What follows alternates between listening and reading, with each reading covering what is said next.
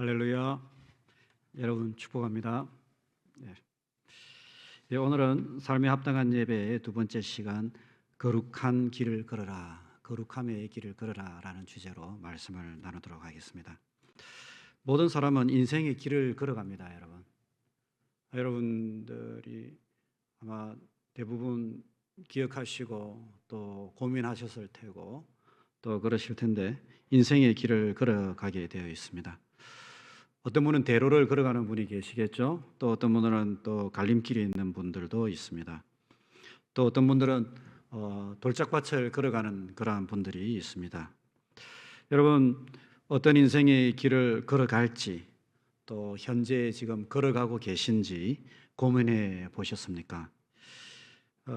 우리 세대는 아니지만 젊은이들 세대들을 보면 이 길에 관한, 인생의 길에 관한 고민이 굉장히 많았다라는 것을 단적으로 보여주는 노래가 있습니다. 혹시 여러분 G.O.D 아십니까? G.O.D에 보면 길이라는 곡이 있습니다. 굉장히 많은 반향을 일으켰던 그런 곡인데, 내가 가는 이 길이 어디로 가는지, 또 나를 어디로 데려갈지, 그 다음에 무엇이 내게 정말 기쁨을 주는지, 돈인지 명예인지, 정말 나의 길이 정말 맞는 길인가, 이 길의 끝에서 내 꿈은 이루어질까, 이런 그런 노래를 불렀고, 또 저도 그렇지만 우리 젊은 세대들, 또 이제 연세가 있으신 지긋하신 분들도 아마 인생의 길을 한 번쯤은 돌아보고, 또 어떤 길을 걸어가야 되고 어떤 길이 하나님 앞에 합당한 것인가 라는 그러한 질문들과 고민들을 해볼 수 있을 것입니다.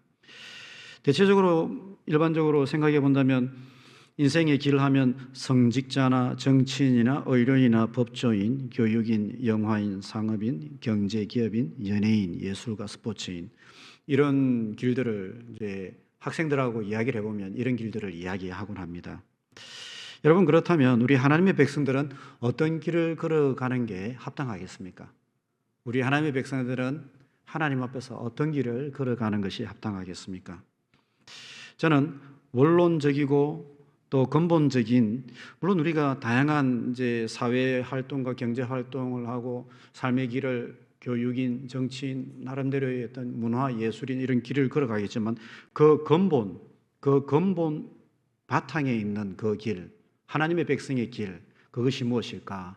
거룩함의 길을 걸어가라라는 것입니다. 이사야 35장 8절에서 10절 말씀을 보면 이런 말씀이 있습니다. 여러분, 거기에 대로, 큰 길이 있다는 것입니다. 대로가 있어 그 길을 거룩한 길이라.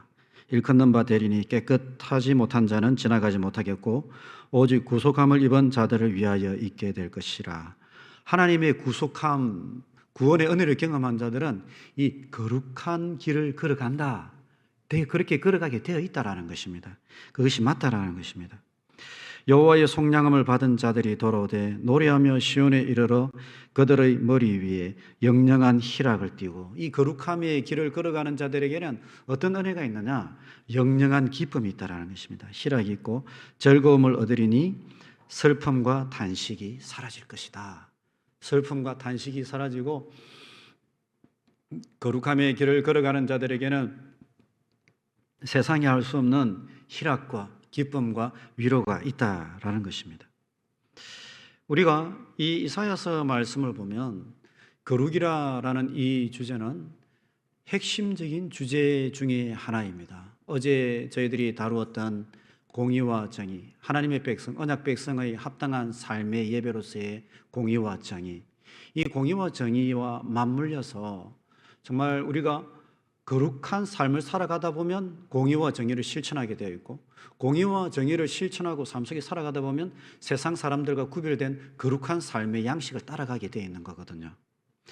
그래서 이사야 말씀에 보면 하나님의 이름이 어떤 이름으로 나오느냐, 그것은 다름이 아니라 이스라엘의 거룩하시니, 카도시 이스라엘, 무려 26번이나 나옵니다. 26번이나 나옵니다. 이 말은 굉장히 다른 구약 성경에 있는 엘로힘이나 아도나이나 이런 이름과는 다르게 이사야적인 이름입니다. 이사야의 신학이 담겨 있는 이름입니다. 이것은 어떤 의미가 담겨 있느냐? 믿음 안에서 하나님을 알고 하나님과 교제하기 위한 하나님의 백성들은 기본적으로 무엇을 가지고 있어야 되는가? 거룩함의 길, 거룩한 삶의 양식을 가져야 된다라는 것을 이야기합니다. 혹시 여러분 신앙생활을 하시면서 거룩함에 관하여서 고민해 보신 적이 있으십니까? 무엇이 거룩함인가 고민해 보신 적이 있으십니까? 예전에도 보면 찬송가 중에서 거룩 거룩 거룩, 어릴 적에 굉장히 자주 그 어른 집회 예배에서 이 거룩함에 관한 이 찬송을 불렀던 기억이 있습니다. 그런데 막상 과연 거룩이 무엇인지, 어떻게 사는 게 거룩함인지, 어떻게 해야 되는지 거기에 관해서 배워본 적이 없는 것 같습니다. 우리가 많은 경우에 거룩함이다라고 그렇게 이야기하면 웅장한 성전에 스테인드 글라스가 있고 피아노, 오르간 소리가 울려 퍼지는 그러한 조금 신성한 분위기를 이끄는 것, 그런 것을 생각하기가 쉽습니다. 아니면 아름다운 천장에 마치 비둘기가 날아올 것 같은 그런 느낌을 생각하는 경우도 많이 있습니다. 그렇지만 이 거룩함이다라는 이 주제를 우리가 단순히 이럴 것이다라고 추측할 것이 아니라 한번 고대 근동과 성경에서 거룩함을 어떻게 이야기하고 접근하고 있고 우리가 어떻게 살아야 될지 나누어 보는 것은 참으로 중요하다라고 생각합니다. 고대 근동에서 문헌들이 거룩함을 어떻게 표현하고 있느냐 한번 찾아보았습니다. 고대 근동에서 거룩함이다라는 것은 먼저 철저하게 신의 영역에 속한 것을 의미할 때 거룩하다라는 절대적인 타자, 우리의 일반적인 삶의 모습이 아니라 절대적인 우리 인간의 모습과 구별된 신의 영역에 포함된 신의 본체와 속성을 일컬을 때에 그것을 카도시, 거룩함이다 또는 쿠 이런 식으로 읽었습니다. 또는 아카드에서는 이 거룩함을 지극한 순수와 깨끗함의 상태, 지극한 순수와 깨끗함, 더러움이 없는 상태를 일컬을 때에 거룩함이다라고 그렇게 하였습니다. 그렇기 때문에 이 거룩함이다라는 것은 많은 경우에 광명한 빛, 광채와 연결되는 경우가 많이 있었고 또 죄와 더러움이 없는 상태 또는 성적으로 부정함이 없는 상태, 그런 상태를 일컬을 때에 거룩함이다라고 하였습니다. 그러면 사람이나 사물에 대하여서 거룩하다라고 할 적에는 어떤 경우를 이야기하느냐?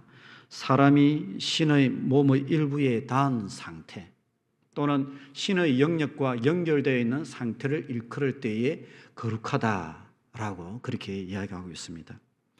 이런 신의 임재와 신현을 경험하게 될 때에 거룩함의 한 표현으로서 떨림이 있고 두려움이 있고 경외감이 일어났다라는 것을 고대 근동의 문헌과 그 메시지들은 보여주고 있습니다. 이러한 어떤 맥락 속에서 우리가 이사야서를 보면 그러한 거룩함의 모습들을 우리에게 보여주고 있고 하나님께서 저 높은 하늘 보좌에 앉으셨는데 그 거룩하신 하나님께서 나타나는 그 모습들을 우리에게 생생하게 보여주고 있습니다. 이사야가 우시아 왕이 죽던 해에 성전에 앉았습니다. 이사야가 굉장히 신뢰하고 의지했던 그런 왕이거든요. 그런데 그 왕이 죽어버린 것입니다. 마음속으로 그 당대까지 고대 근동과 이스라엘 역사를 기록하였던 역사가였던 이 이사야가 앞이 깜깜한 거예요. 이 우시아 왕이 죽고 나면 이제 이 나라가 어떻게 되느냐, 그것을 고민하고 성전에 앉아서 기도하고 있었습니다. 그런데 그 찰나에 하늘 문이 열리면서 인간 왕이 없는 그 순간에 이사야가 드디어 참된 왕이신 하나님, 거룩하신 하나님을 대면하게 되고 만나게 됩니다. 이사야 6장 3절에 보면 천사들이 서로 불러 이르되 거룩하다, 거룩하다, 거룩하다. 완벽한 거룩함을 이야기하고 있습니다. 거룩하다, 거룩하다, 거룩하다. 만군의 여호와여, 그의 영광이 온 땅에 충만하도다. 천사들이 날개를 가지고 얼굴을 가리고 날개를 가지고 발을 가리고 그들의 부정함이 혹시 노출될까 싶어가지고 자기의 부정함과 연약함들을 가리면서 하나님의 이름을 부르는데 카도시, 카도시, 카도시, 그렇게 하나님의 이름을 외치고 불러드리는 것입니다. 그럴 때에 성전 문지방이 흔들리고 그분의 거룩함의 임재가 온 성전에 가득하게 되고 하나님의 영광이 온 땅에 충만하다라는 것을 이사야가 발견하게 되면서, 아하, 우시아 왕은 죽었지만 진짜 왕이 여기 계셨구나. 그것을 이사야가 깨달으면서 그 거룩하신 하나님을 만나면서 그가 자기 자신을 새롭게 발견하게 되고 사명을 발견하게 되는 것을 보게 됩니다. 여기서 보면 거룩함의 모습들을 우리가 볼 수가 있는데, 히브리어의 사전적인 의미는 거룩함이다라는 것은 카도시, 구별됐다라는 의미를 가지고 있습니다. 이 세상과 구별된 신의 영역과 속성을 의미하고 있습니다. 뿐만 아니라 세상과 구별된 주의 백성의 거룩함을 이야기하고 있습니다. 그렇기 때문에 가장 근본적으로 거룩함이다라는 것은 하나님의 신적 속성을 우리에게 이야기하고 있습니다. 하나님의 신적 속성, 그리고 하나님의 신적 속성과 임재가 있는 사람들, 그리고 사물, 성령 충만한 사람, 하나님의 임재가 우리 속에 있기 때문에 우리의 마음에 하나님의 임재가 성전을 삼아서 하나님의 임재가 우리 속에 있기 때문에 우리가 이 성령 충만한 가운데 거룩한 사람이 되는 것이죠. 그렇기 때문에 성경에서 거룩함은 하나님과 관련된 장소를 일컬을 때에 성막과 성전을 거룩하다라고 그렇게 이야기하였습니다. 거룩한 곳이죠. 그리고 하나님과 관련된 사람, 제사장을 거룩한 사람이다라고 하였습니다. 그리고 하나님과 관련된 시간, 안식일, 거룩한 날의 시간입니다. 하나님의 임재가 있는 땅 이스라엘은 거룩한 땅입니다. 하나님의 말씀을 담은 책, 거룩한 책입니다. 하나님을 기념하는 절기 시간이 거룩한 때입니다.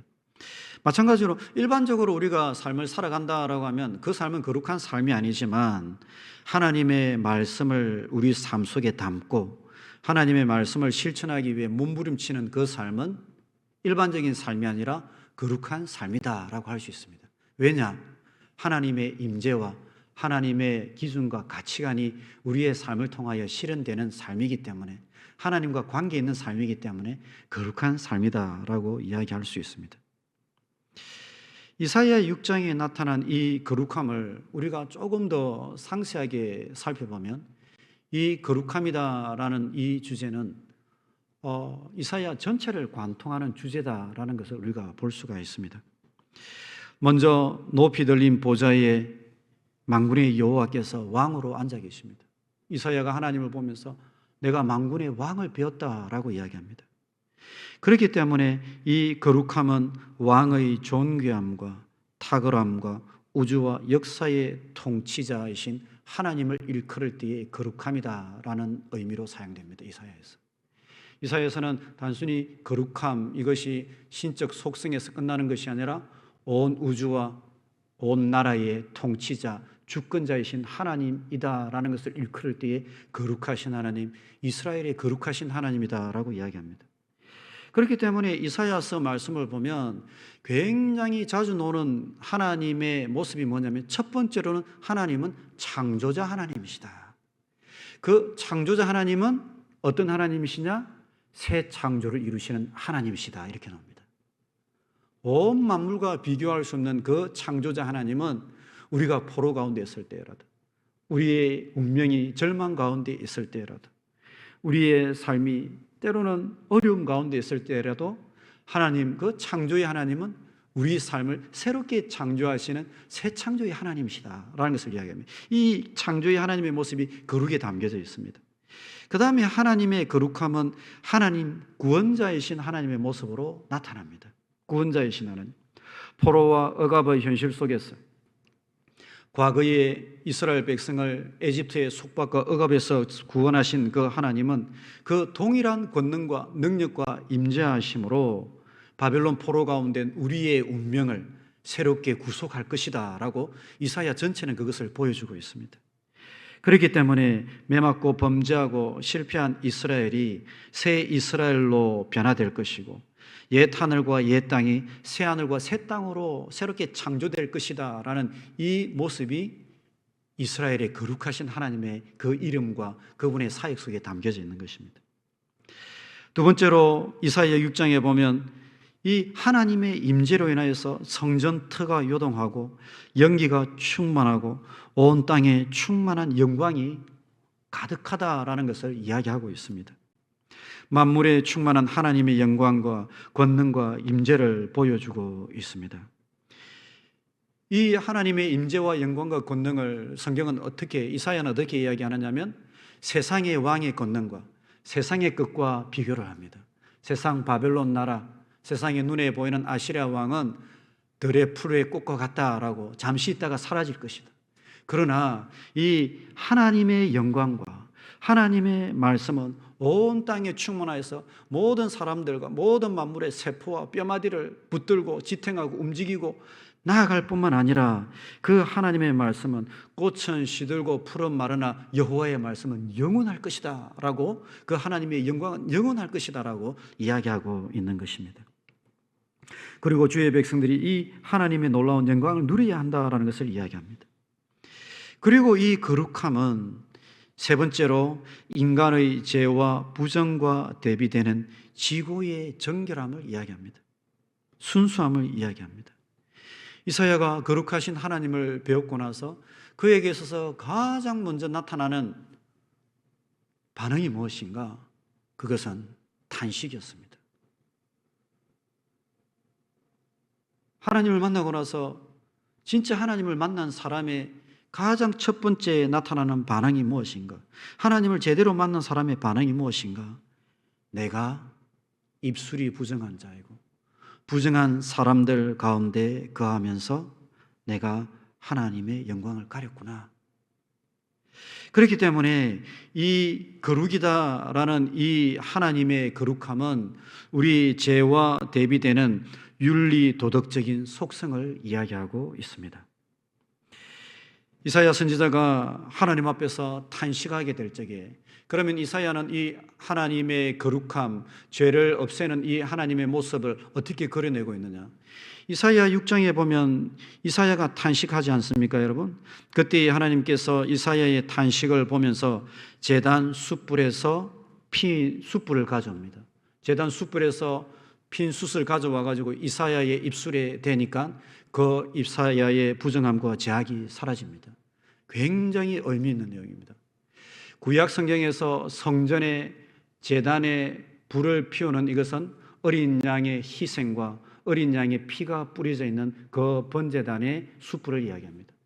성전 안의 향단에서 불을 피울 적에 그 성전 안의 향단의 불은 반드시 성전 번제단의 그 숯불을 가져와야만 그 성전 안에 불을 피울 수가 있습니다.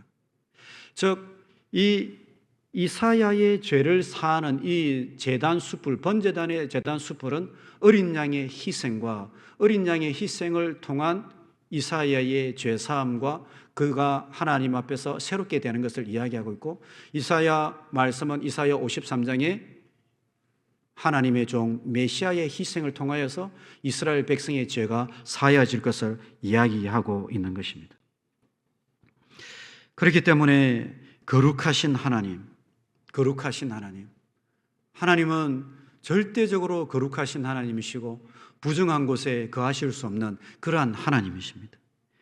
그렇기 때문에 하나님의 백성들은 삶 속에서 거룩함을 지키고 거룩함을 위해서 몸부림치고 하나님의 거룩함에 나아갈 수 있도록 그리스도의 보혈의 은혜를 늘 의지하고 그렇게 하나님의 삶을, 백성의 삶을 살아갈 것을 이야기하고 있습니다. 이사야는 거룩하신 하나님을 만날 때에 자신의 본질과 사명을 깨닫고 사역을 시작하게 되었습니다. 죄에서 자유케 되고 선포의 사역을 그때에 이제 시작하게 되었습니다. 성경은 하나님께서 거룩한 분이시고 그분을 섬기는 주의 백성들도 또한 거룩할 것을 요구합니다.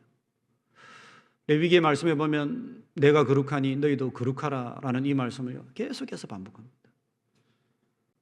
베드로 말씀에도 보면 거룩함이 없이는 그 누구도 하나님을, 주의 얼굴을 보지 못할 것이다 라고 이야기합니다. 진짜 하나님을 믿는 하나님의 백성들의 삶, 하나님을 경험하는 그 삶은 어디에서 있느냐? 거룩함과 함께 있다라는 것을요, 이 구약 성경과 신약의 메시지들은 계속적으로 이야기하고 있는 것입니다. 거룩함을 살아라.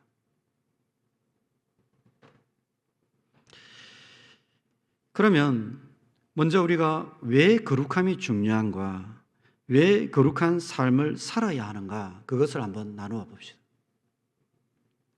왜 거룩함이 중요하고 왜 거룩한 삶을 살아야 하는가? 먼저 고대 근동적인 관점에서 볼 것 같으면 다이어그램을 하나 가져왔습니다, 여러분. 모든 세상 만물은 네 가지 영역에 속하여 있습니다.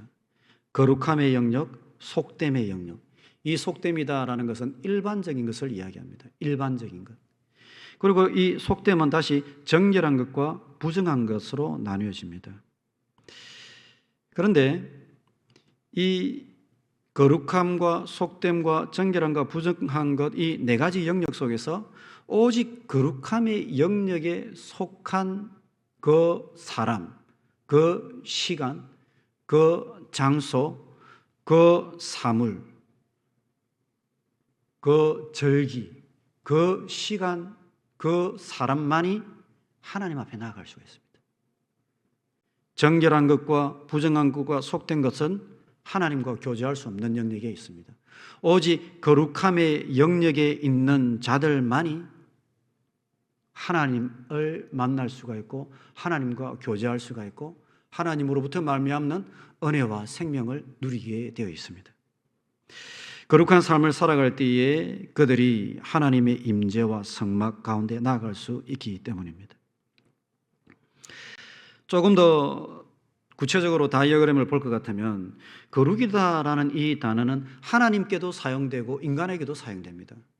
하나님께 사용될 때는 왕적 다스림과 탁월함과 권능과 지혜와 풍성한 생명을 의미할 때에 거룩하다라고 이야기합니다. 반면에 인간의 백성과 타락함이 없는 인간에게 사용될 때에 이 거룩함은 인간의 죄성과 타락함이 없는 구별된 상태, 신의 영역에 참여하는 상태를 일컬을 때에 거룩하다라고 그렇게 이야기합니다. 그러면 우리가 성경의 말씀을 따라서 주의 백성들이 거룩하게 살게 될 때 어떤 일이 일어나게 되느냐? 그것은 다름이 아니라 하나님과의 교제가 일어나게 되고 하나님의 왕적인 탁월함과 다스림과 권능과 지혜와 풍성함과 생명이 우리 가운데에 임하게 되는 것을 경험하게 되고 하나님의 치유가 우리 가운데 임하는 것을 경험하게 되는데 이러한 영적인 교제와 친밀함을 우리가 어디서 경험하게 되느냐? 예배를 통하여 경험하게 됩니다. 그렇기 때문에 거룩한 자들이 하나님의 임재를 경험하게 되고 거룩한 자들이 하나님의 영역 속에 나가게 되고 거룩한 자들이 하나님을 만날 수가 있는 것입니다. 거룩한 자들이 만나는 거예요. 성막을 지었는데 모세도 이 거룩한 성막에 나가지 못한 것입니다. 그가 거룩하지 못하겠다는 거죠. 그럼 나중에 어떤 삶이 거룩한 것인가, 어떤 모습이 거룩한 것인가 저희는 나누게 될 건데요. 성경의 가르침에 의하면 오직 거룩함의 영역에 거한 자만이 하나님의 임재 예배 가운데 나아갈 수가 있습니다. 그는 하나님과의 교제를 통해 허락되는 신적인 권능과 지혜와 능력과 치유를 경험하게 됩니다.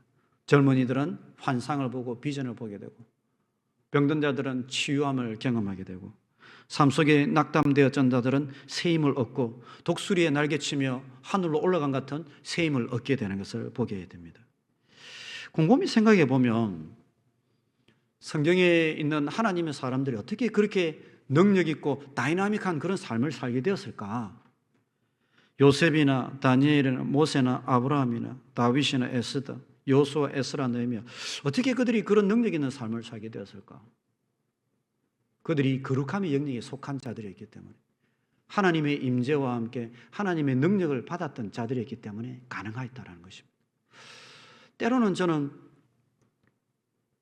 모세 생각하면 조금 약간 부담스러워요. 다니엘 생각하면 좀 부담스러워요.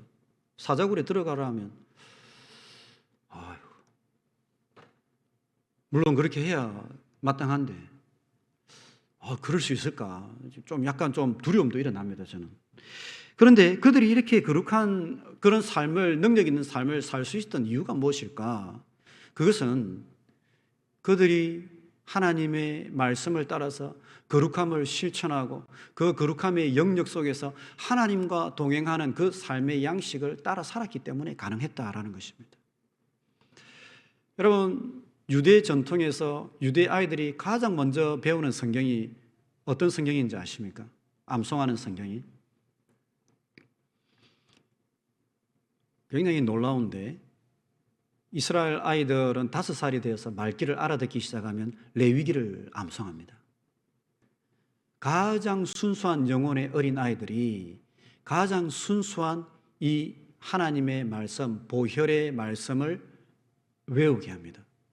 그래서 아이들이 가장 먼저 인지가 발달하고, 그리고 그들이 뭔가를 배워야 이 깨끗한 공책, 노트에 어떤 것을 채울 때에 가장 먼저 그들의 삶 속에 넣는 말씀이 무엇인가? 이 레위기 말씀, 거룩에 관한 말씀입니다. 아이들이 어려서부터 이 거룩에 관한 말씀들을 뼛속 깊이 외우고 실천하고, 그렇게 하여서 어떤 아이들은 제사장 교육을 받는 그런 아이들로 성장하기도 하고, 그러지 못한 아이들도 근본적으로 거룩함을 알고 거룩함을 실천하고 하나님과 동행하는 삶의 양식, 하나님의 능력과 임재를 경험하는 그러한 삶의 모습들을 어려서부터 배우게 하는 거예요. 어려서부터 배우게 하는 거예요. 오늘 점심때 목사님하고 식사를 먹으러 가면서 이 교육을 열심히 시키는 부모님들은 아이들이 초등학교 때 핸드폰을 만들어주지 않는다라고 그렇게 이야기하더라고요. 핸드폰 보면 아이들이 머리가 나빠질 수 있기 때문에, 시간 빼앗겨가기 때문에 그렇게 교육을 위해서 그렇게 부모님들이 핸드폰을 주지 않는다라고 그렇게 이야기해요. 그런데 이스라엘인들은 교육이 대단해요. 교육이 대단해요. 아이들 5살 때 되면 레위기 말씀을 외우게 하는 거예요. 레위기 말씀. 우리 한국 분들은 레위기 말씀하면 다 머리 아파하거든요. 머리 아파하거든요. 예전에 어떤 교수님께서 우스갯소리로 이야기를 하는 것을 제가 들었습니다. 한 젊은 청년이 군대를 갔습니다. 전쟁터에 갔는데 어머니가 주신 성경책을 항상 들고 다녔습니다. 그러다가 전쟁 중에 총을 맞았어요. 총을 맞았는데 941생으로 살아나게 되었습니다. 죽지 않았습니다. 총을 맞았는데 어떻게 그렇게 살아날 수 있었던가? 알고 보니까 어머니가 주신 성경책을 이 가슴에 항상 가지고 다니는데 그 총알이 성경책에 박혔다라는 것입니다. 그 성경책을 펴보니까 어디에서 총알이 멈췄느냐? 레위기에서 멈췄다라는 것입니다. 여러분 이해가 되십니까? 이해가 돼야 되는데, 한국 교회의 레위기를 읽는 분들이 그만큼 어렵다라는 거예요. 레위기를 읽지 못해가지고 뚫지 못한다는 것을 비유적으로 이야기한 것이었습니다. 여러분, 제가 봐도 레위기가 쉽지 않은 책인데요, 이 이스라엘 아이들, 교육열 많은 신앙교육에 열정적인 이 이스라엘 부모님들은 무엇을 외우느냐, 무엇을 암송시키느냐? 레위기를 통하여서 무엇을 배우게 하는가? 거룩을 배우고 거룩함을 실천하고, 그들의 삶이 어떠한 환경과 어려움에 처할지라도 하나님과 동행하여서 하나님의 신적인 능력과 권능과 지혜와 하나님의 인도하심을 경험하는 그러한 하나님과 동행하는 삶을 살아가게끔 이 아이들에게 가르쳤다라는 것입니다. 성경은 현대를 살아가는 성도들도 거룩한 사람이 되어서 거룩한 삶의 길을 걸어가기를 격려합니다. 왜 거룩함이 중요하고 왜 거룩한 삶을 살아야 하는가? 이제 존재론적인 측면에서 한번 나눠보도록 하겠습니다. 존재론적인 측면에서 볼 것 같으면 우리가 거룩함의 반대말을 한번 살펴보면 이 거룩함이 얼마나 소중한 것인가 깨닫게 될 것 같습니다. 거룩함의 반대말이 여러분 무엇이겠습니까? 그건 다름이 아니라 죄입니다. 죄가 얼마나 치명적인가, 얼마나 큰 대가를 치러야 되는가, 그것은 성경의 역사가 잘 보여줍니다. 죄로 인하여서 이스라엘 백성들이 바벨론 포로에 놓이게 되었죠. 이 죄에 관한 내용은 이 인류 역사상 오고 간 숱한 사람들이 다루었고, 또 이 죄의 문제를 밝히기 위해서 많은 이 문예 작가들이 그것을 소설로 기록하였습니다. 대표적인 이 문예가가 누구냐면 러시아의 도스토옙스키입니다. 죄와 벌입니다, 여러분. 혹시 읽어보신 분들이 계시리라고 생각합니다. 읽어보신 분이 계실 것입니다. 이 소설을 읽어보면 주인공인 라스콜리니코프가 나옵니다. 대학생입니다. 돈이 없어가지고 휴학을 한 상태입니다. 어머니는 시골에서 가난하게 살고 있고, 자기 여동생 두녀는 돈이 없어가지고 남의 집에서 가정교사를 하는데 선불을 받고 그 집에서 가정교사를 하다 보니까는 거기에 있는 나쁜 주인이 계속 괴롭히는 것입니다. 그러다가 나중에 결국은 돈 때문에 자기의 여동생이 나이 많은 사람하고 결혼을 하게 되었습니다. 삶이 너무 부자연스러운 거죠, 라스콜리니코프가. 그래서 한 번은 고민을 하게 됩니다. 자기 옆 이웃 동네에 있는 전당포의 할머니, 굉장히 악명 높은 그러한 할머니였거든요.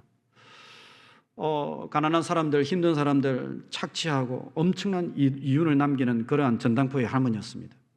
문득 드는 생각이 무엇이냐면, 저 할머니 한 사람을 살해하여서 내 주위에 있는 친구들과 이웃들 100명을 살리면 어떨까? 공리주의적인 생각인 것이죠. 한 사람을 죽여서 100명을 살리는 것은 합리적이지 않을까? 그런 생각을 하게 됩니다. 그리고 또한 라스콜리니코프가 생각합니다. 나는 평범한 사람이 아니고 초인이다. 정말 뛰어난 초인이다. 뛰어난 사람이다. 나는 살인을 해도 괜찮고 자유로울 것이다 라는 그런 착각에 빠지게 됩니다. 그래서 라스콜리니코프가 이 전당포의 할머니를 찾아가게 됩니다.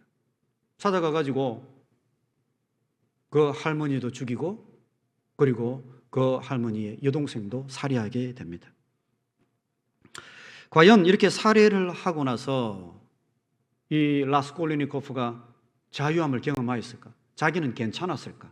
초인인 것처럼 괜찮았을까? 전혀 그렇지 않습니다. 라스콜리니코프는 그가 생각하지 못하였던 엄청난 착고에 사로잡히게 됩니다. 발이 묶이는 것처럼 착고에 매이게 됩니다. 그는 그 이전에 경험하지 못하였던 심각한 혐오감을 가지게 됩니다. 자기 자신에 대해서 내가 왜 이 모양인가 하는 혐오감을 가지게 됩니다. 어머니도 싫고 주위에 있는 모든 사람들이 싫어지는 혐오감을 경험하게 됩니다. 뿐만 아니라 부자유함을 경험하게 됩니다. 자기는 초인이어서 어떤 일을 해도 괜찮을 줄 알았고 자유할 줄 알았는데, 정의로울 줄 알았는데, 이 살해와 함께 그는 심적인 부자유함과 불안함에 어디를 가든지 두려움에 사로잡히는 그러한 처지에 놓이게 됩니다. 그래서 그는 심지어 이런 생각까지 하게 됩니다. 차라리 경찰이나 저기에 있는 정부 당국자에게 잡혀가지고 내가 자유함을 경험하면 좋겠다라는 그런 생각들까지 하게 됩니다. 그리고 이 살인과 죄와 함께 그는 철저한 고독감과 단절감을 경험하게 됩니다. 그 내면 깊은 곳에 뭔가 존재의 어떤 근본 바탕이 사라지는 듯한 그러한 고독감과 단절감을 경험하게 되고, 이 사람이 어떻게 살아야 할지 모르는 그러한 불황과 방황 속에 놓이게 됩니다.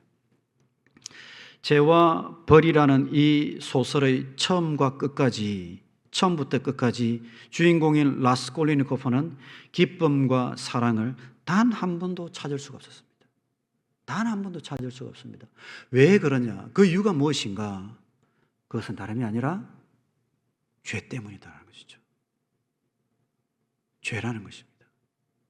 도스토옙스키가 이 통찰을 보여주면서 굉장히 신실한 크리스찬이었거든요. 그러면서 하나님의 말씀 속에서 죄라는 것이 우리 인간을 얼마나 괴롭게 하고 부자연스럽게 하고 또한 얽매이게 하는가라는 것을 우리에게 보여주고 있습니다. 그러면서 우리가 이 죄에 대하여서 자유할 것을 보여주는데, 이 주인공인 라스콜리니코프는 결국은 소냐라는 여인을 만나가지고 그 여인에게 자신의 죄를 고백을 합니다. 자신의 죄를 고백하고 그 다음에 저 러시아의 탄광촌으로 가가지고 몇 년 동안 노동을 하고 죄를 회개하고 나서 이제 소냐의 도움으로 이제 회복을 하게 됩니다. 고백하게 된다는 것이죠.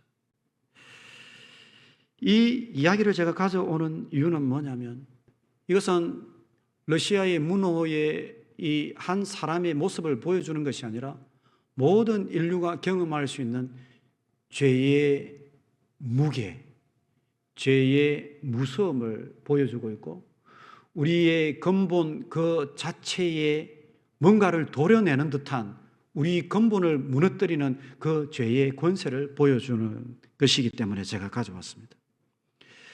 구약 성경에서도 그렇고 이사야서도 그렇고 한 개인의 삶과 한 개인의 현실, 물리적인 현실과 그리고 한 나라의 역사, 한 나라의 역사는 결단코 죄와 무관하지 않습니다. 한 개인의 삶의 현실과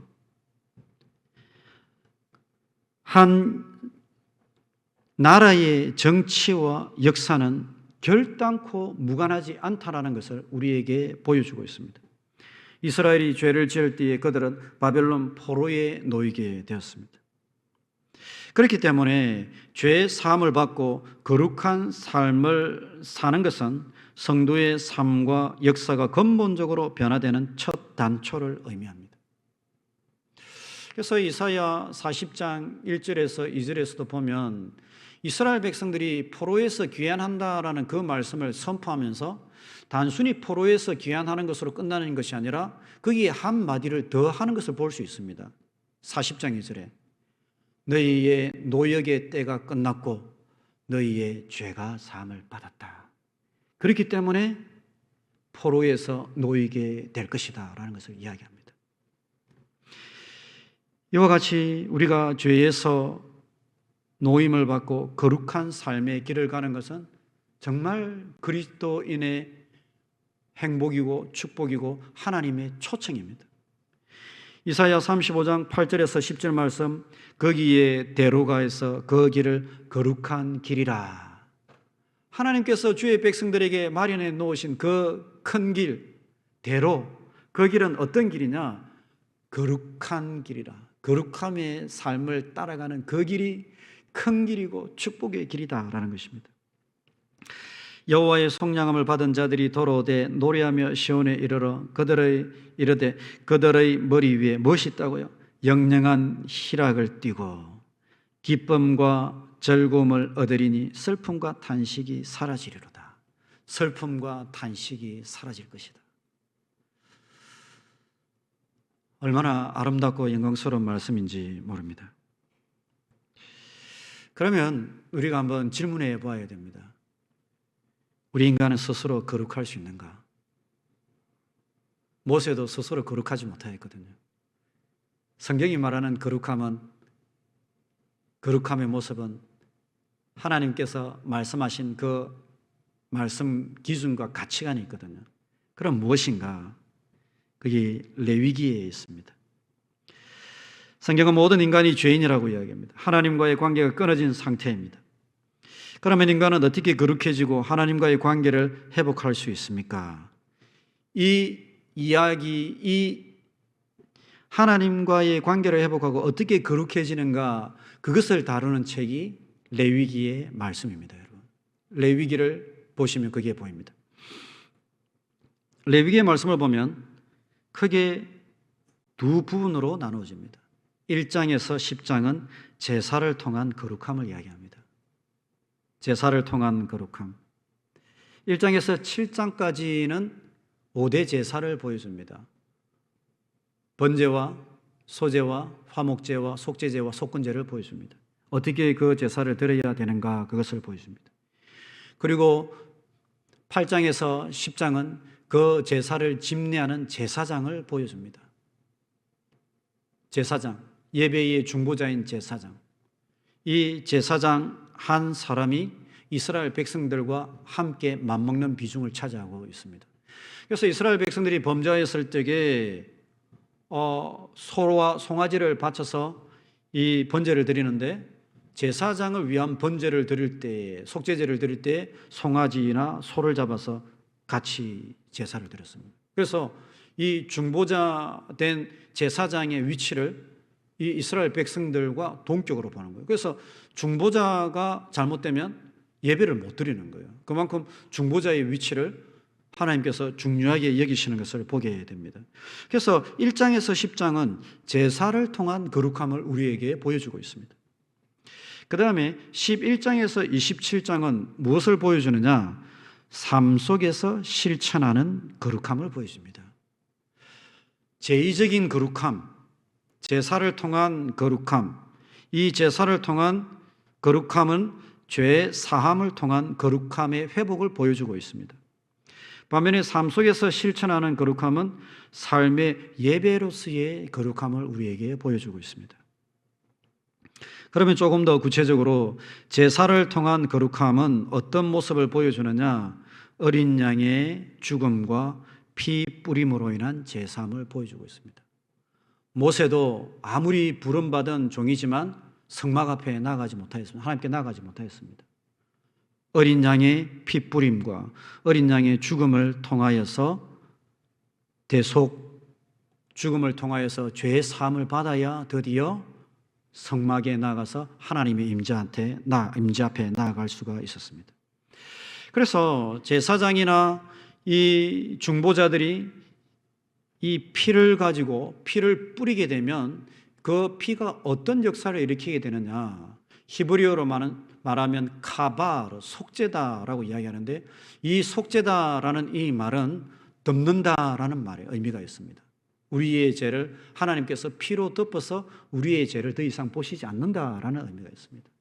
두 번째로 하나님께서 이 피를 가지고 속죄한다, 이 말은 씻어낸다라는 의미가 있습니다. 우리의 죄를 씻어내 버리신다라는 의미가 있습니다. 세 번째로는 우리의 죄를 보상한다라는 의미가 있습니다. 피의 생명이 있거든요. 피의 생명이 있는데 이 어린 양의 피를 가지고 우리의 죄로 인하여서 사망에 이르렀던 우리의 사망을 생명으로 대체시키고 보상하는 것입니다. 그래서 제사를 통한 거룩함을 회복하고 우리가 죄의 덮음과 죄의 씻음을 경험하게 되는 것입니다. 자, 이렇게 어린 양의 죽음과 피로 인하여서 이제 우리가 거룩함에 이르게 되었다면 그 거룩함을 유지하고 삶 속에서 누려야 되는데, 그것은 삶의 실천적인 거룩함이고, 그 삶의 실천적인 거룩함의 핵심은 무엇인가? 삶의 실천적인 거룩함의 핵심은 레위기 19장 18절에 있는 이웃사랑입니다. 내 이웃을 내 몸과 같이 사랑하는 것, 이것이 거룩함의 핵심입니다. 그래서 18장, 19장, 20장에 보면 거기에 말씀들은 10계명의 말씀을 풀어놓습니다. 하나님의 말씀을 실천하고, 그리고 주위에 있는 다양한 남편과 아내와 부모님과 자녀와 그리고 이웃의 소유물과 그들을 향하여서 어떤 말을 해야 되는가, 그 다양한 어떤 삶의 양식들이 나오는데, 그 다양한 삶의 양식들의 핵심은 무엇인가? 이웃 사랑이다라는 것이죠. 내 이웃을 내 몸과 같이 사랑하라. 우리가 예배를 통하여서 어린 양의 피뿌림과 예수 그리스도를 믿음으로 우리가 죄 사함을 받고 예수님의 보혈의 능력을 의지하고 겸손히 우리의 죄를 자백함으로 죄 씻음을 받았고 거룩하게 되었습니다. 그러면 성전 문 밖을 나가서 어떤 삶을 살아야 되는가? 그것은 다름이 아니라 이웃 사랑을 실천하는 삶을 살 때에 그것이 거룩한 삶의 양식이고 그것이 거룩함의 은혜를 누리는 삶의 양식이다. 우리가 아무런 의식이 없이 거저 살면 그것은 거룩한 삶이 아닙니다. 그러나 하나님의 말씀을 기억하고 저기 고향에 계신 부모님을 내가 어떻게 더 모시고 섬길 수 있을까? 내 주위에 있는 분들을, 내 같은 회사에 있는 분들을 어떻게 사랑하고 섬길 수가 있을까? 가장 가까이 있는 아내와 남편을 어떻게 한 번 더 사랑하고 섬길 수가 있고 아름다운 모습과 가치관을 실현할 수 있을까? 이것이 거룩한 삶의 양식이고 이 거룩한 삶의 양식을 살아갈 적에 거기에 거룩한 하나님이 우리의 삶 속에 임하셔서 우리의 삶 속에 세상이 알 수 없는 위로와 세상이 알 수 없는 지혜와 이른 비와 늦은 비를 허락하여 주시고 빛을 허락하여 주시고 인도하신다라는 것을 성경은 구구절절히 우리에게 보여주고 있습니다. 그래서 어린 양의 희생과 피, 이것은 거룩함의 회복과 존재론적인 변화를 이야기합니다. 반면에 이웃 사랑은 실천적인 삶, 거룩함을 누리고 삶의 예배를 이야기하고 있습니다. 레위기는 거룩함을 많이 강조하고 있지만 거룩은 주의 백성들이 하나님의 집, 성소에서 하나님께 나아가고 하나님과 함께 누릴 생명과 기쁨과 치유와 풍성한 삶을 위한 수단입니다. 우리의 삶의 가장 근본적인 삶의 양식이지만 이 거룩함을 이루어 갈 적에 우리가 하나님의 임재 가운데 나아갈 수가 있고 모세조차도 이 어린 양의 핏부림과 거룩한 삶의 양식을 통하여서 하나님의 거룩함과 임재 가운데 나아갈 수가 있고 참된 예배를 경험할 수 있었다라는 것입니다. 사도 바울은 이 어린 양의 보혈의 피가 예수 그리스도를 통하여서 성취되었고 히브리서의 저자는 이 매년 돌아 죽었던 이 어린 양이 예수 그리스도를 통하여서 완벽하게 성취되었고 구약시대 때는 매년마다 어린 양을 죽여야 됐지만은 예수 그리스도는 단 한 번의 십자가 사건으로 모든 사람의 죄를 단번에 사하시고 모든 이들이 겸손하게 그분의 이름을 의지하고 자기의 죄를 자복하게 될 때에 죄사함의 은혜를 누리게 되는 놀라운 영적인 체험과 놀라운 은혜들을 누리게 될 것이다 라는 것을 히브리서의 저자는 우리에게 말씀하고 있습니다. 나아가서 거룩은 에덴 동산에서 누렸던 그리고 지성소에서 누려야 하는 생명이 풍성한 삶으로 우리를 인도합니다. 더 근본적으로는 이 거룩함을 통하여서 우리는 에덴 동산으로 나아갈 수 있습니다. 인류가 잃어버렸던 그 에덴 동산, 하나님과의 친밀함을 이 거룩함을 통하여서 우리가 누리게 되는 것입니다. 과연 누가 하나님의 백성이고 사역자입니까? 과연 누가 하나님의 백성이고 사역자입니까? 그것은 다름이 아니라 거룩함을 통하여서 하나님의 임재를 누리며 살아가는 성도, 삶 속에서 하나님의 풍성한 생명과 지혜와 권능을 누리는 성도, 매 순간순간 예수 그리스도를 고백하고 예수 그리스도의 보혈의 능력을 의지하면서 우리의 죄를 자백하고 말씀을 따라 순종하며 실천하는 이웃 사랑을 실천하는 그러한 삶의 양식, 그것이 거룩한 삶의 양식이다라는 것을 이야기하고 그것을 통하여서 하나님과 동행하고 하나님의 임재하심을 삶 속에서 실제로 경험하는 그 성도가 진짜 남은 자이고 하나님의 백성이다라는 것을 성경은 이야기하고 있는 것입니다. 요단강을 건너는 여호수아와 이스라엘 백성들이 이제 레위기의 말씀을 다 배우고 그러고 나서 이제 가나안 땅을 정복하게 됩니다. 가나안 땅을 정복하면서 요단강을 건너야 되는데 하나님께서 요단강을 건널 때에 무엇을 요구하시는가? 요단강이 건기일 때는 아주 얕은 시냇가와 같지만은 우기일 때는 거의 큰 호수와 강을 이루거든요. 이 요단강을 건너야 되는데 상식적으로 생각하면 어느 지점이 건너기에 가장 좋은가 그것을 따져보는 것이 상식적인 생각이지 않습니까? 아니면 이 요단강을 건너기 위해서 뗏목을 만드는 것, 이것이 상식적으로 맞는 것이지 않습니까? 아니면 요단강을 건너기 위해서 이 백성들의 대열을 어떻게 하는가, 그것이 옳은 것이지 않습니까? 그런데 하나님께서 이스라엘 백성들에게 요구하신 것은 딱 한 가지입니다, 여러분. 여호수아 3장 5절 말씀에 여호수아가 또 백성에게 이르되 너희는 자신을 성결하게 하라, 거룩하게 하라. 여호와께서 내일 너희 가운데 기이한 일들을 행하시리라. 하나님께서 기이한 일들을 행하실 것이다. 하나님의 백성들이 준비해야 되는 것, 그것은 다름이 아니라 거룩함이다 라는 것을 이야기해 주고 있습니다. 거룩함을 실천하고 거룩함을 지키고 죄악에서 떠난 삶을 살아갈 때에, 그때에 하나님께서 친히 임하셔서 너희들의 삶 가운데에, 우리들의 삶 가운데에 기이한 일들을 이루실 것이고, 하나님께서 일하시는 것과 하나님의 위대함을 우리 가운데 보여줄 것이다. 하나님께서 권능으로 일하시고 하나님께서 우리의 길을 열어가는 것을 보게 될 것이다. 거룩하라, 거룩하라, 거룩하라 라고 말씀하시는 것입니다. 백성이 거룩할 때에 하나님께서 요단강을 가르시고 그들이 그 강을 마른 땅과 같이 건너게 하셨습니다.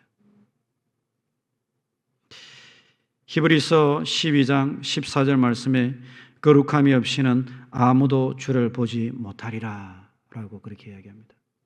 신약의 말씀도 거룩함이 없이는 진짜 하나님을 경험하지는 못할 것이다 라고 해요. 거룩함이 없이는 진실로 하나님을 만나지는 못할 것이다 라고 그렇게 이야기하고 있는 것입니다. 오늘날 문화와 현실을 생각해 보면 굉장히 시대에 뒤떨어진 시대착오적인 그러한 이야기라고 할 수 있을 것 같습니다. 오늘 이제 우리 부목사님들과 이야기를 하고 차를 타고 이렇게 이야기를 하고 가면서 이야기하는데, 요즘에 젊은이들이 혼전 순결이라든지 이런 이야기를 하면 정말 시대착오적인 그러한 것으로 받아들이는 그런 시대가 되었습니다라고 그렇게 이야기하는 것을 들었습니다. 어떻게 보면 이 거룩함이다라는 이 이야기를 하면 젊은이들이 어떻게 반응할까라는 그런 생각들도 잠시 해보게 되었습니다. 그럼에도 불구하고 하나님의 언약의 자손들, 하나님의 말씀을 순종하는 그 백성들, 그들은 이 세상의 문화와 이 세상의 가치관을 따라서는 안 될 것이고, 하나님께서 말씀하시는 이 거룩한 삶의 양식, 또 거룩한 보혈의 은혜를 누릴 적에 우리의 삶 가운데 일어나는 크고 작은 일들 속에서 하나님께서 하나님 되시고 하나님께서 우리 인생 가운데에 기도에 응답하시고 기이한 일들을 이루시는 것을 실제적으로 경험하는 살아있는 신앙생활을 하게 되는 것, 그 하나님의 말씀이 어디에 있는가? 그것은 다름이 아니라 거룩함에 있다라고 말씀드리고 싶습니다. 거룩한 인생의 길을 걸어갑시다. J.C. 라일이라는 청교도 목사님이 계십니다. 그분이 쓴 책 중에 거룩이라는 그러한 책이 있습니다. 영국의 청교도 목사님인데 18세기 이때 기록된 책인데 아직도 고전으로 읽히고 있는 책입니다. 그분이 이 책의 서두 부분에 이렇게 기록한 것을 읽어보았습니다. 이 땅에서 신앙을 고백하는 많은 사람들이 처참할 정도로 낮은 수준의 삶을 살아가고 있고 실천적 거룩에 마땅한 관심을 기울이지 않는다는 사실을 시간이 갈수록 더 분명히 깨닫습니다. 거룩한 삶을 살고 하나님께 전적으로 성변된 삶을 사는 것은 지난 수년 동안 이 땅의 그리스도인들에게 큰 관심거리가 아니었습니다. 너무나 많은 사람들이 정치적 논쟁이나 당파심, 세속성과 같은 것에 마음을 빼앗겨 경건한 마음이 많이 무뎌져 있었습니다. 개신교가 아무리 바르게 가르치고 있다 해도 삶이 따르지 않으면 아무 소용 없습니다. 무익하다 못해 오히려 더 해롭습니다. 예리하고 날카로운 세상 사람들은 그런 가르침을 거짓되고 공허하다고 멸시하고 급기야 기독교 신앙 자체를 신화합니다. 우리 모두는 성경이 말하는 거룩이 온전히 회복되기를 바라고 있음을 분명히 압니다. 사단은 참된 거룩의 능력을 잘 압니다. 거룩에 대한 관심이 일어나면 자기 나라가 얼마나 치명적인 타격을 받을지 잘 알고 있습니다. 그래서 사단은 하나님의 진리 가운데에 유독 이 부분, 거룩에 대한 논쟁과 갈등을 조장하려고 합니다. 이렇게 이야기하고 있습니다. 사단도 이 거룩의 능력이 얼마나 대단한지 알고 있다는 것입니다. 그렇기 때문에 그리스도인들이 가급적이면 이 거룩함에 관해서 관심을 기울이지 못하도록 정치적인 이슈나 사회적인 이슈로 관심을 돌리게 한다는 것입니다. 또한 우리 하나님의 백성들이 아무리 가르치고 있다 하더라도 우리가 하나님의 말씀과 그 말씀에 따르는 거룩함을 통한 능력 있는 삶을 살지 못하게 된다면 세상 사람들은 이 신앙 자체를 공감하지 못한다라는 것을 이야기하고 있습니다. 그렇기 때문에 우리 하나님의 백성들은 많은 말씀들을 보고 또 묵상하고 실천하겠지만은 특별히 눈여겨보고 관심을 가지고 또 나름 또 시간을 들여서 연구하고 해야 될 그러한 부분, 알아가야 될 부분이 무엇인가? 그것은 다름이 아니라 거룩함이다라는 것입니다. 거룩함과 어제 저희들이 삶에 합당한 예배로 나누었던 공의와 정의 그리고 거룩함 이 분야이다라는 것입니다. 이러한 하나님께서 원하시는 합당한 삶의 예배를 드리는 자들에게 하나님께서 그들을 위로하신다라고 이야기하시고 영광을 허락하신다라고 그렇게 이야기하고 있습니다. 하나님께서 저와 우리 모두 하나님을 믿는 백성들 위해 말씀이 세력을 얻고 힘을 얻게 되는 그런 역사가 일어나게 되기를 주님의 이름으로 축복합니다. 특별히 그 말씀 속에서 거룩함에 관한 이 말씀, 예수 그리스도의 보혈의 은혜와 능력을 이야기하고 있는 이 거룩함, 그리고 삶 속에서 이웃 사랑으로 실천해야 하는 이 거룩함, 그러한 삶의 양식들을 우리가 실제로 살아감으로써 하나님이 저 멀리 계신 하나님이 아니라 우리의 마음에, 우리의 영혼에 성전의 거처를 삼고 하나님께서 우리와 동행하시고 임재하심으로 하나님께서 주시는 그 놀라운 능력과 지혜와 치유와 풍성한 생명, 에덴 동산, 저 새하늘과 새 땅, 저 천국이 저 멀리 있는 것이 아니라 오늘 우리의 삶의 현장 속에서 이 코로나의 현장 속에서도 하나님께서, 거룩하신 하나님께서 우리 가운데 거하시기 때문에 그 하나님께서 주시는 세상에 알 수 없는 지혜와 풍성한 생명과 위로와 능력과 치유를 경험하시는 우리 모든 성도님들이 되시기를 주님의 이름으로 축복합니다.